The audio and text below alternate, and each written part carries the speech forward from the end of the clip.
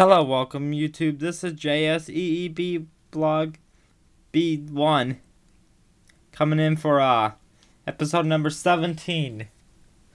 This is gonna be about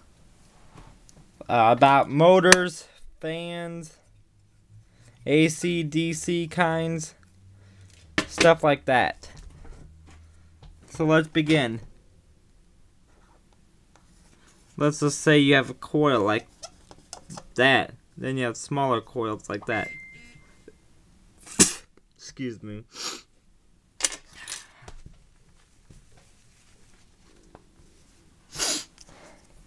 Actually, whenever you pass, like I said before, whenever you pass electricity through a coiled wire, you get magnetic fields.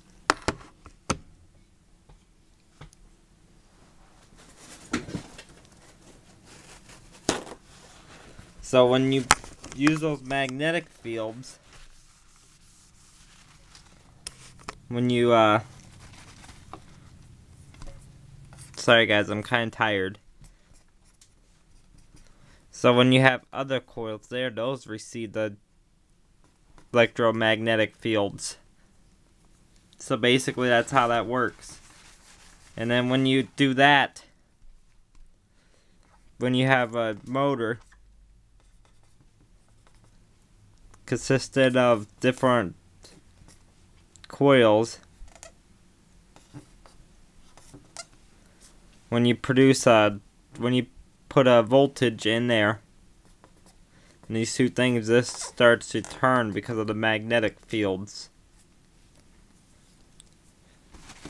It's all to do with electromagnetic fields. This is a motor. Let me show you guys how it works. Let me grab two cables off my cable holder and my grounding wire. Let me just connect them up to the leads of the fan.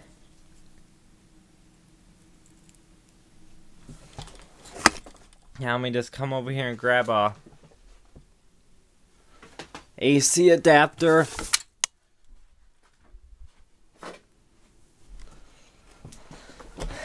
Let me just connect that. Just connect the ends of this up to that.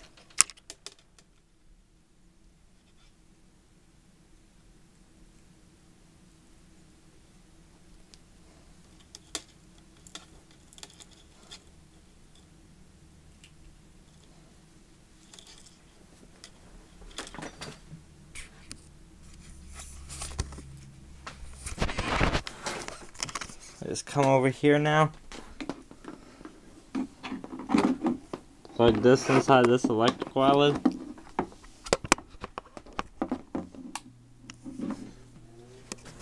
And see the motor spinning right there?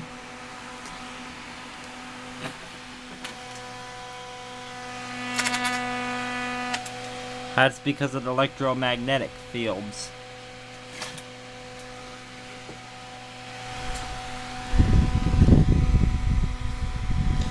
Right now the input is 110 volts AC, and that's an AC motor.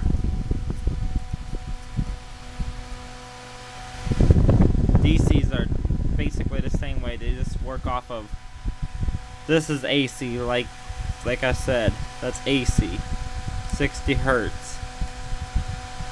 That's 110, basically, but when you have DC, it erases the ripples and makes a solid straight line like that. I'm going to go into a little bit of details about electrical outlets now. Electrical outlet, normal 110, 15 amps, 60 Hertz. This one's positive, this one's negative, and that one's G and D, or earth. You never want to cross the two terminals together without a resistance. Otherwise you'll blow your tripper or burn the house down. You want to have a resistor in between the two things. It's between the two plugs. So basically when you have that, the motor acts like a resistor, so basically it acts like that.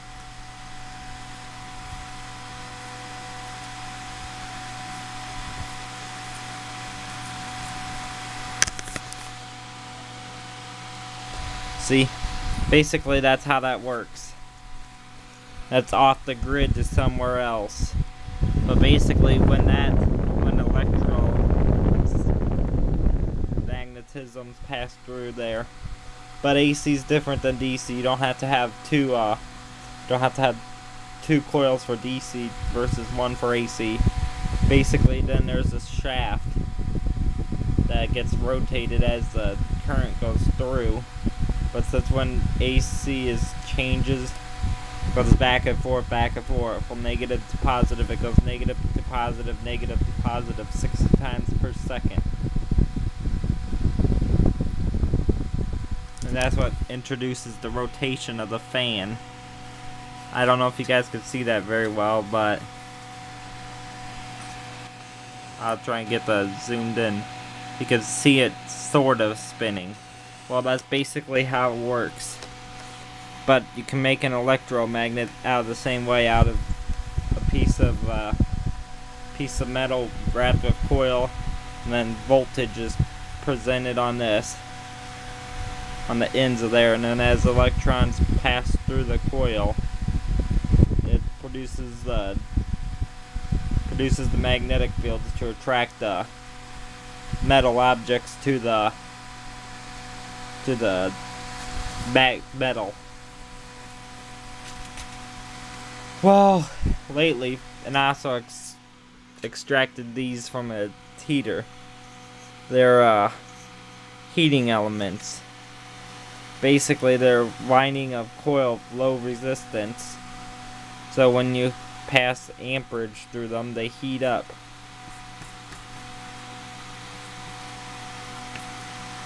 And then that goes down, but the resistance of those are usually, hold on, let me measure it. So I'm not for sure what the resistance values of those are.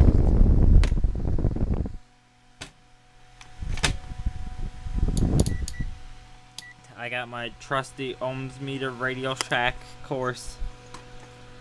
Just grab a couple of probes. A stupid whatever it is. ESD protection wire that goes over there towards the, I have a little hook out there that you touch in order to discharge your electrostatic.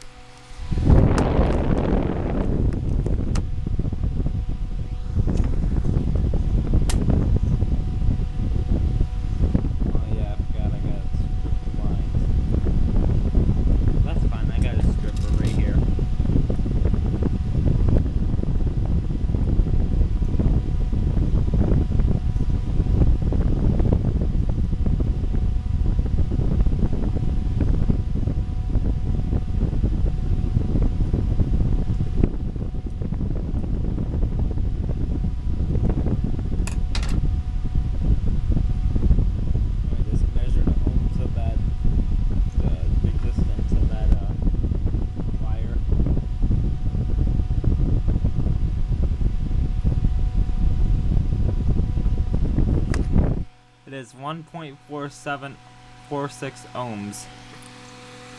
Basically, you gotta have an inline resistance with that. This, otherwise you'll create a short circuit and that'll just blow a fuse.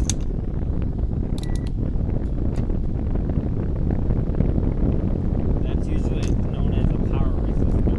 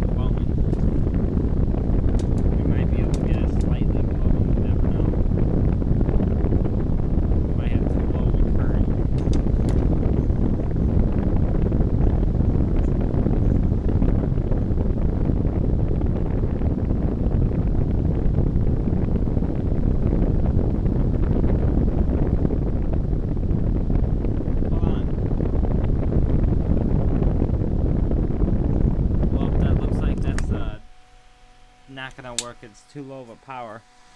Thanks for watching, YouTube. This is jseeb1 coming in for episode number 17.